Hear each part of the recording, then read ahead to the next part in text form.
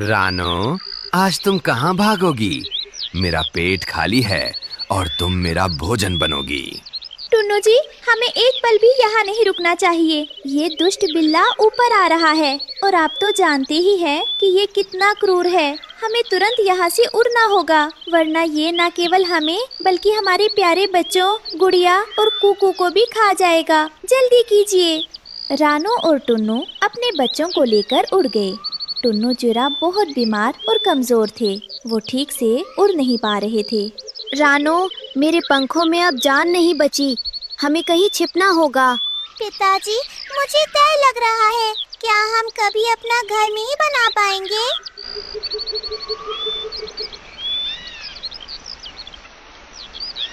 वो थककर नदी किनारे उतरे। वहाँ गीली मिट्टी थी। रानो ने सोचा कि रात गुजारने के लिए यहीं एक कच्चा घर बना लूं।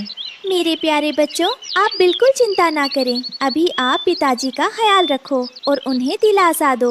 मैं जल्दी से कुछ मिट्टी जमा करती हूँ ताकि हम रात को किसी तरह सुरक्षित रह सकें। एक मजबूत घर बनाना जरूरी है, नहीं तो इस तूफान में और बिल्लू के डर से हम रात गुजार नहीं पाएंगे। थोड़ा हौसला रखो। कालू कौवा और भुल्ला चील झाड़ी के पीछे छिपे देख रहे थे। देखो भुल्ला भाई, रानो पागल हो गई है, नदी किनारे घर बना रही है। बिल्लू बिल्ला इसे आसानी से ढूंढ लेगा। सही कहा कालू, मैं अभी जाकर बिल्लू को खबर देता हूँ। आज इनकी आखिरी रात होगी। रानो मिट्टी उठा ही रही थी कि उसने देखा पानी में एक छोटी सी रानी चींटी डूब रही है। वो तड़प रही थी। बचाओ, कोई मेरी मदद करो, मैं बह जाऊंगी। अरे नहीं, देखो पानी में एक नन्ही जान फंसी हुई है। मुझे उस बेचारी छोटी सी रानी चींटी को बचाना होगा। घर तो बाद में भी बन जाएगा, पर पहले इस नन्ही जान को बचाना सबसे जरूरी है। मैं अपनी जान खतरे में नहीं डाल सकती, पर किसी और को डूबते हुए भी नहीं देख सकती। रानो ने एक सूखा पत्ता पानी में फेंका और रानी चींटी को उस पर चढ़ाकर बाहर निकाल लाई। रानी चींटी की जान बच गई। रानो बहन, आपका बहुत बहुत शुक्रिया। आज आपने अपना घर छोड़कर मेरी जान बचाई है। मैं आपकी ये मदद कभी नहीं भूलूंगी। इसमें शुक्रिया कैसा मेरी प्यारी बहन। जान बचाना तो हर किसी का फर्ज होता है, लेकिन हाँ, मुझे इस बात का डर है कि आज रात बिल्लू बिल्ला मेरे परिवार को नहीं छोड़ेगा। मैंने जो थोड़ा बहुत मिट्टी का घर बनाया है वो बहुत कमजोर है और तेज हवा भी इसे तोड़ देगी। मैं बस यही सोच रही हूँ कि अपने बच्चों को कैसे सुरक्षित रखूंगी। रानी चींटी ने रानो की आंखों में डर देखा। उसने तुरंत अपनी हजारों सैनिक चींटियों को बुलाया।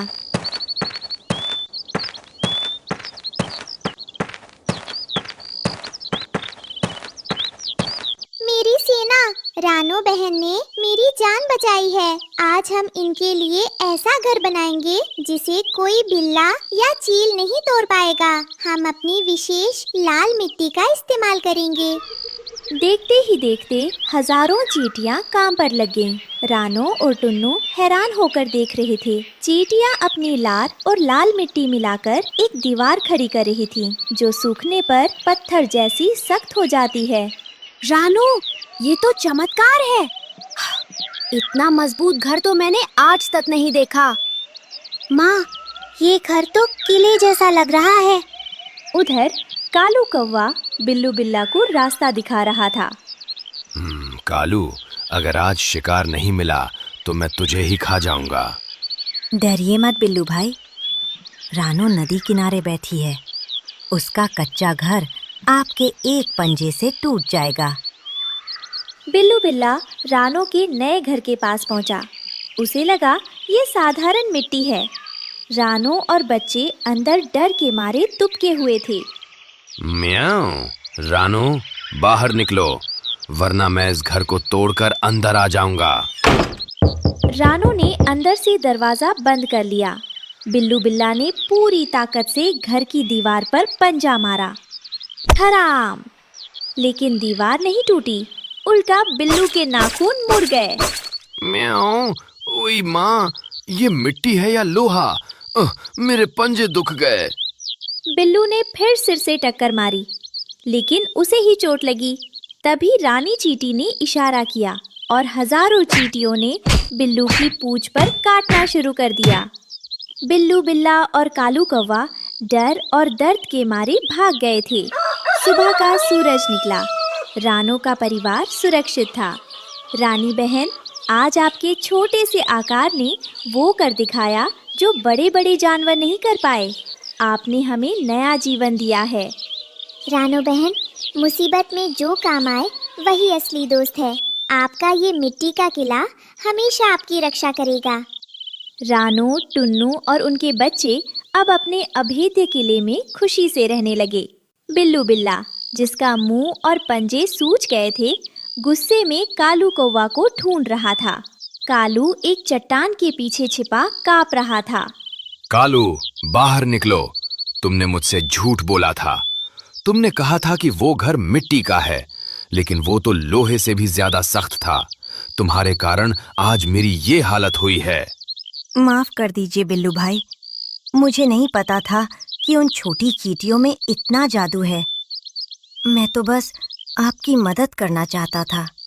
मदद? तुमने मुझे पिटवाया है। अब मैं तुम्हें नहीं छोड़ूंगा। बिल्लू ने एक लंबी छलांग लगाई और कालू कौवा अपनी जान बचाने के लिए आसमान में टेढ़ा मेढ़ा उड़ने लगा। कुछ दिनों बाद जंगल में बहुत भयंकर बारिश और तूफान आया। बड़े बड़े पेड़ हिल रहे थे और कई पक्षियों के घोंसले टूटकर गिर गए। लेकिन रानो का वो लाल मिट्टी का किला जस का तस खड़ा था। रानो बहन, क्या हम आपके घर में थोड़ी देर रुक सकते हैं? मेरा घोंसला टूट गया है और मेरा परिवार भीग रहा है। आप बाहर क्यों खड़े हैं? अंदर आ जाइए। ये घर चींटियों के आशीर्वाद से बना है। यहाँ सब सुरक्षित है। रानो ने अपने दोस्तों को भी पनाह दी। अंदर गुड़िया और कुकू गरम और सूखे थे। देखा रानो, एक छोटे से नेक काम ने आज हमें और हमारे दोस्तों को इस तूफान से बचा लिया। सच है, नेकी कभी बेकार नहीं जाती। इस कहानी से हमें सीख मिलती है कि किसी को छोटा समझकर कमजोर नहीं समझना चाहिए।